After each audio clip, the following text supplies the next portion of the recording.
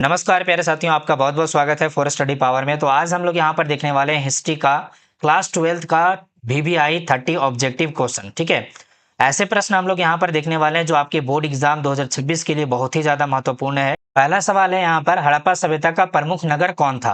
पहला ऑप्शन है पाटलिपुत्र, दूसरा मोहनजोदड़ो, तीसरा वाराणसी और तीसरा लास्ट है उज्जैन। तो इसका सही जवाब हो जाएगा मोहनजोदड़ो। ऑप्शन नंबर बी जिनका आ रहा है यहाँ पर बिल्कुल सही हो जाएगा। उसके बाद देखते हैं अगला वाला प्रश्न आपके सामने यहाँ पर आ चुका है 2 नंबर में। ठीक है, 2 नंबर सवाल क्या कहता है कि अशोक ने किस युद्ध के बाद बौद्ध धर्म अपनाया? ठीक है, अशोक जो है वो कौन से युद्ध के बाद जो है बौद्ध धर्म अपनाए थे? पाटलिपुत्र युद्ध, ठीक है, कलिंग युद्ध, मगध युद्ध या फिर उज्जैन युद्ध? आप लोग बताइए 2 नंबर सवाल का जवाब क्या होगा? तो राइट आंसर यहाँ पर हो जाएंगे कलिंग युद्ध। ठीक है, कलिंग युद्ध जो है ये आपका बिल्कुल सही उत्तर हो जाएगा। ऑप्शन नंबर बी वाला आपका राइट आंसर है। उसके बाद अगला वाला प्रश्न आपके सामने यहाँ पर आ जाता है, ध्यान दीजिएगा। सवाल आपके सामने ये रहा 3 नंबर में। ठीक है, 3 नंबर सवाल क्या कहता है कि चंपारण आंदोलन किसके नेतृत्व में हुआ?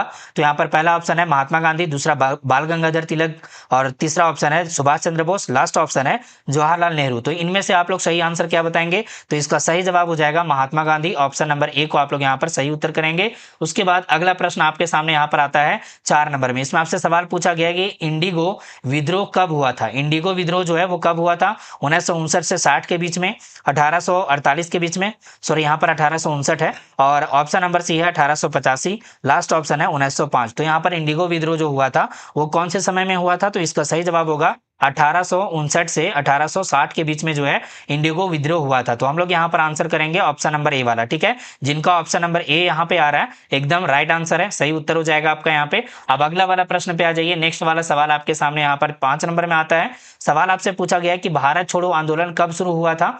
1942 में हुआ था, 1930 में, 1920 या फिर 1919 में?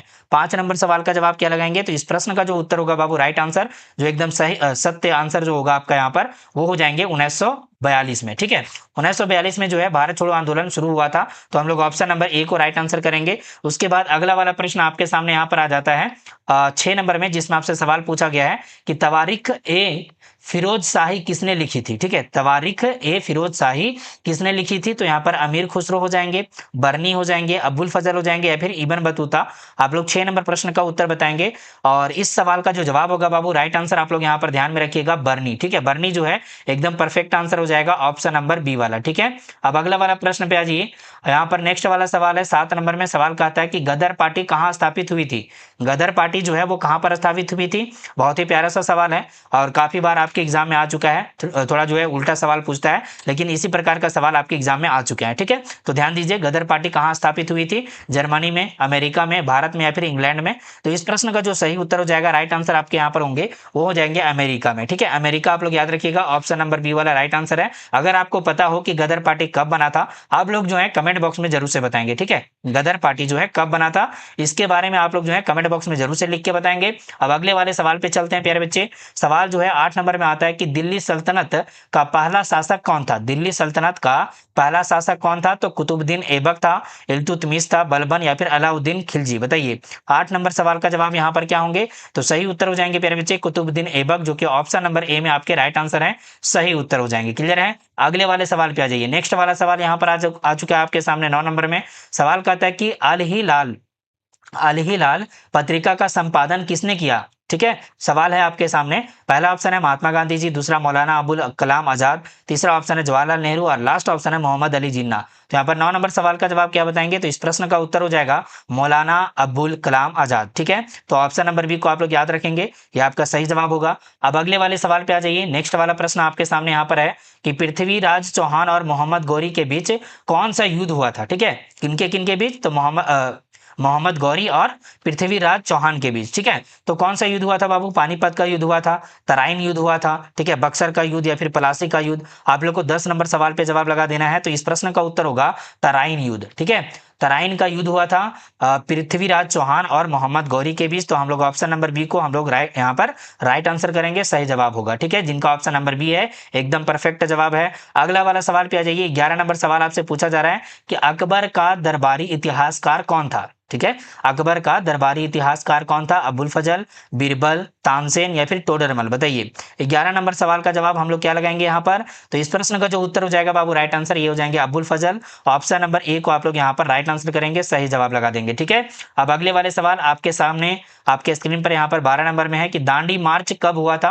ठीक है, दांडी मार्च जो हुआ था वो कब हुआ था बाबू, 1930 में, 1935 में, 1942 में या फिर 1920 में, है ना। तो आप सही बच्चे जल्दी जल्दी 12 नंबर सवाल का जवाब लगा दीजिएगा कि इस सवाल का जो जवाब हो जाएंगे राइट आंसर ये क्या होंगे। क्लियर, तो यहाँ पर 12 नंबर सवाल का जो जवाब हो जाएगा राइट आंसर ये हो जाएंगे 1930 में दांडी मार्च जो है शुरू हुआ था। ठीक है, ये कहाँ से शुरू हुआ था इसके बारे में आप लोग को जो है आंसर करना है कमेंट बॉक्स में। ठीक है, सारे बच्चे बताएंगे कि ये जो है दांडी मार्च कहाँ से शुरू हुआ था, कौन सी जगह से। क्लियर, तो अगला वाला सवाल पे आ जाइए। नेक्स्ट वाला सवाल आपके सामने यहाँ पर आता है 13 नंबर में। इसमें आपसे सवाल पूछा गया कि हिंद स्वराज पुस्तक किसने लिखी, है ना।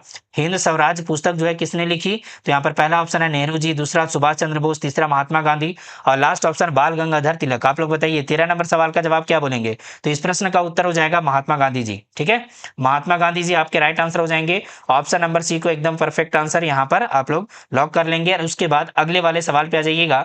अगला प्रश्न आपके सामने यहाँ पर 14 नंबर में है कि अजंता गुफाएं किससे संबंधित है। अजंता गुफाएं जो है वो किससे संबंधित है, जैन धर्म से, बौद्ध धर्म से, हिंदू धर्म से या फिर सिख धर्म से। आप लोग बताएंगे 14 नंबर सवाल का जवाब। इस प्रश्न का क्या उत्तर होगा, तो प्यारे बच्चों यहाँ पर जो जवाब होंगे राइट आंसर वो हो जाएंगे बौद्ध धर्म। ठीक है, बौद्ध धर्म से संबंधित है, तो हम लोग यहाँ पर राइट आंसर करेंगे सर जी ऑप्शन नंबर बी वाला, बिल्कुल सही है। अब अगला सवाल पे आ जाइए। नेक्स्ट वाला प्रश्न आपके सामने यहाँ पर आता है 15 नंबर में। इसमें आपसे सवाल पूछा गया कि चोल वंश की राजधानी कहाँ स्थित थी, इसके बारे में बताना है। ठीक है, चोल वंश का जो राजधानी था वो कहाँ पर था, कांची में था, तंजौर में था, मदुरै में या फिर पाटलिपुत्र में। आप लोग बताइए 15 का जवाब क्या बोलेंगे बाबू। तो इसका सही उत्तर हो जाएगा तंजौर। ठीक है, तंजौर में था चोल वंश का राजधानी। तो आप लोग यहाँ पर ऑप्शन नंबर बी को राइट आंसर करेंगे, आपका सही जवाब हो जाएगा ऑप्शन नंबर बी वाला। उसके बाद अगले वाले प्रश्न पे आ जाएंगे आप लोग यहाँ पर 16 नंबर में। इसमें आपसे सवाल पूछा गया कि प्रथम गोलमेज सम्मेलन कब हुआ था, 1930 में हुआ था, 1931, 1932 या फिर 1927 में। आप लोग बताइए 16 नंबर सवाल का जवाब क्या बोलेंगे। तो इस प्रश्न का उत्तर हो जाएगा 1930 ईस्वी में जो है प्रथम गोलमेज सम्मेलन हुआ था। ठीक है, तो आप लोग ऑप्शन नंबर ए को राइट आंसर करेंगे। अगला वाला सवाल आपके सामने यहाँ पर आता है 17 नंबर में। सवाल आपसे पूछा जा रहा है यहाँ पर कि स्वराज पार्टी की स्थापना किसने की थी। स्वराज पार्टी जो है वो किसका स्थापना जो हुआ वो किनके द्वारा किया गया था, किसने किया था बाबू। तो नेहरू और पटेल जी किए थे, सुभाष चंद्र बोस जी किए थे, या फिर यहाँ पर मोतीलाल नेहरू और चित्तरंजन दास किए थे, या फिर तिलक और गोखले किए थे, है ना।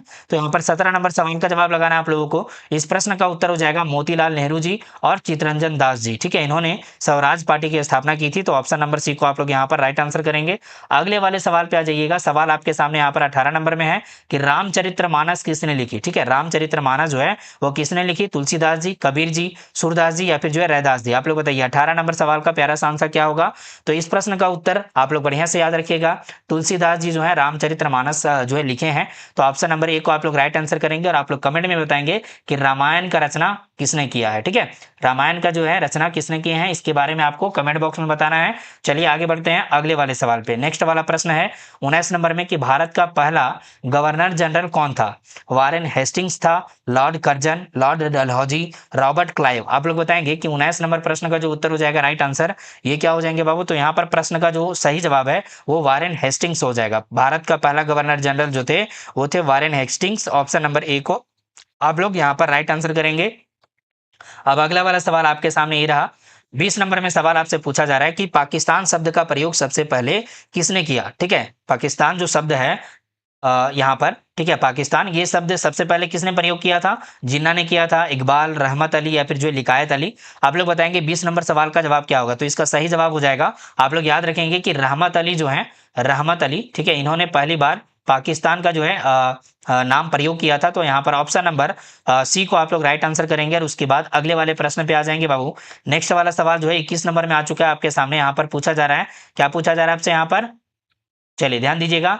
किस शासक को लाल किला निर्माण का श्रेय दिया जाता है। ठीक है, लाल किला जो निर्माण हुआ उसका श्रेय किसे दिया जाता है, कौन से शासक को दिया जाएगा। तो यहाँ पर अकबर जी को, ठीक है, या फिर जो है यहाँ पर औरंगजेब, शाहजहां या फिर बाबर। आप लोग बताइए 21 नंबर सवाल का जवाब क्या बोलेंगे आप लोग यहाँ पर। तो राइट आंसर हो जाएंगे शाहजहां। ठीक है, शाहजहां जो थे वो यहाँ पर जो है लाल किला निर्माण करने का जो है इनको जो है श्रेय दिया जाता है। तो ऑप्शन नंबर सी को आप लोग यहाँ पर राइट आंसर करेंगे, 21 नंबर सवाल का जवाब हो जाएगा। और उसके बाद अगला प्रश्न आपके सामने यहाँ पर आ जाता है 22 नंबर में, कहता है कि महात्मा गांधी दक्षिण अफ्रीका कब गए थे। ठीक है, महात्मा गांधी जी जो थे वो दक्षिण अफ्रीका कब गए थे, 1893 में, 1895, 1897 या फिर 1900 ईस्वी में, है ना। तो यहाँ पर 22 का जो जवाब हो जाएगा राइट आंसर ये हो जाएंगे 1893 ईस्वी में जो है महात्मा गांधी जी दक्षिण अफ्रीका गए थे। तो ऑप्शन नंबर ए को आप लोग यहाँ पर राइट आंसर करेंगे, सही जवाब लगा देंगे। ठीक है, अब अगले वाले सवाल पे आ जाइए बाबू। नेक्स्ट वाला सवाल आपका यहाँ पर 23 नंबर में है कि अभिनव भारत संगठन किसने बनाया था। ठीक है, अभिनव जो है भारत संगठन किसने बनाया था, क्या नाम है संगठन का, अभिनव भारत।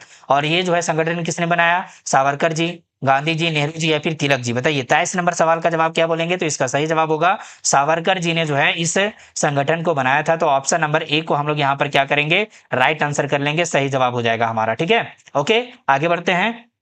सवाल 24 नंबर में आता है आपका कि किसने सत्यार्थ प्रकाश लिखा था, किसने जो है क्या लिखा था, सत्यार्थ प्रकाश। ये जो है किसने लिखा था, महर्षि दयानंद सरस्वती जी, स्वामी विवेकानंद जी, राम मोहन राय जी या फिर ईश्वर चंद विद्यासागर जी। आप लोग बताइए 24 नंबर सवाल का जो जवाब हो जाएगा बाबू राइट आंसर यहाँ पे वो क्या होंगे आपके। ठीक है, तो आप लोग बढ़िया से याद रखिएगा कि सत्यार्थ प्रकाश जो लिखे हैं वो महर्षि दयानंद सरस्वती जी लिखे हैं। तो ऑप्शन नंबर ए को आप लोग यहाँ पर राइट आंसर करेंगे। और उसके बाद अगले वाले सवाल पे आ जाएंगे आप लोग यहाँ पर 25 नंबर में। ठीक है, 25 नंबर वाला सवाल क्या कहता है आपसे कि किस युद्ध के बाद ईस्ट इंडिया कंपनी का प्रभुत्व स्थापित हुआ। ठीक है, कौन से युद्ध के बाद ईस्ट इंडिया कंपनी का जो है प्रभुत्व स्थापित हुआ था, है ना। तो यहाँ पर बक्सर का युद्ध होगा, प्लासी का युद्ध, पानीपत का युद्ध या फिर तराइन का युद्ध। आप लोग बताइए 25 का जवाब क्या बोलेंगे, तो इसका सही जवाब हो जाएगा प्लासी का युद्ध के बाद जो है ईस्ट इंडिया कंपनी का प्रभुत्व स्थापित हुआ था। तो ऑप्शन नंबर हम लोग क्या लिखेंगे सर, ऑप्शन नंबर बी वाला हमारा जवाब बिल्कुल सही हो जाएगा। और उसके बाद अगले वाले प्रश्न पे आ जाएंगे आप लोग यहाँ पर 26 नंबर में सवाल आपसे पूछा जा रहा है यहाँ पे कि भारतीय राष्ट्रीय कांग्रेस की स्थापना कब हुई थी। भारतीय राष्ट्रीय कांग्रेस की स्थापना कब हुई थी बाबू, 1880 में, 1885 में, 1890 या फिर 1900 में। तो आप लोग को पता है बहुत ही आसान सा सवाल है और काफी फेमस सवाल है। ठीक है, कई बार आपके एग्जाम में आ चुके हैं ये सवाल। तो 1885 आप लोग बढ़िया से याद रखिएगा कि भारतीय राष्ट्रीय कांग्रेस की स्थापना हुई थी। तो ऑप्शन नंबर बी को आप लोग यहाँ पर राइट आंसर करेंगे। अब इसके बाद अगले वाले सवाल पे आ जाइएगा आप लोग यहाँ पे। सवाल आपके सामने यहाँ पर 27 नंबर में है कि तख्त ए ताउस किस शासक ने बनवाया था। ठीक है, तख्त ए ताउस जो है वो कौन से शासक ने बनवाया था, बाबर, अकबर, शाहजहां या फिर औरंगजेब। बताइए 27 नंबर सवाल का जवाब क्या बोलेंगे आप लोग यहाँ पर। सारे बच्चे जवाब लगा दीजिए एकदम फटाफट से, कमेंट बॉक्स एकदम भर जाना चाहिए सारे बच्चों के आंसर से, है ना। तो जल्दी जल्दी बताइए बाबू, एकदम फटाफट से जवाब लगा दीजिए। इस प्रश्न का उत्तर हो जाएगा शाहजहां, जो कि ऑप्शन नंबर सी जो है एकदम परफेक्ट आंसर होगा। और उसके बाद अगला प्रश्न आपके सामने आपके स्क्रीन पे ये रहा 28 नंबर में, कहता है कि भगत सिंह को किस घटना में फांसी दी गई। ठीक है, भगत सिंह को किस घटना में फांसी दी गई थी, जलियांवाला बाग, लाहौर षड्यंत्र केस, चंपारण आंदोलन, असहयोग आंदोलन। बताइए आप लोग यहाँ पर इनमें से सही उत्तर क्या बताएंगे। 28 नंबर सवाल का जवाब क्या होगा, तो इसका सही उत्तर हो जाएगा लाहौर षड्यंत्र केस। ठीक है, यहाँ पर जो है भगत सिंह को जो है जो फांसी दिया गया था किस जुर्म में दिया गया था, तो षड्यंत्र रचने के लिए लाहौर में षड्यंत्र रचा गया था, जिसके तहत जो है यहाँ पर पार्लियामेंट में बम जो है फोड़ा गया था। ठीक है, तो ये जो है यहाँ पर ऑप्शन नंबर बी आपका राइट आंसर हो जाएगा। उसके बाद अगले वाले सवाल पे चले हम लोग। तो 29 नंबर सवाल आपके सामने आ चुका है यहाँ पे। इसमें आपसे सवाल पूछा गया कि भारत कोकिला किसे कहा जाता है। भारत कोकिला जो है वो किसे कहा जाता है, सरोजनी नायडू को, एनी बेसेंट को, विजय लक्ष्मी पंडित या फिर कमला नेहरू जी को। तो आप लोग बताइए 29 का जवाब क्या बोलेंगे, तो इसका सही जवाब हो जाएगा भारत की कोकिला।